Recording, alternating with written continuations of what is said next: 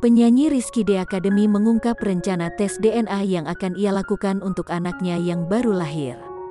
Diketahui, istrinya, Nadia Mustika, baru saja melahirkan seorang putra yang diberi nama Baihaqi Syaqi Ramadan, Selasa, tanggal 13 April tahun 2021. Mengenai tes tersebut, Rizky menyebut akan membicarakannya bersama keluarga. Kalau sementara waktu Iki juga akan obrolin itu dengan keluarga, secara kepala dingin, ucap Rizky dikutip lewat kanal YouTube Cumi Cumi, Rabu, tanggal 14 April tahun 2021.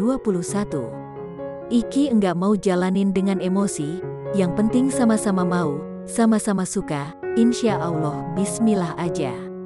Kedepannya nanti dikabarin lagi akan seperti apa, tutur Rizky.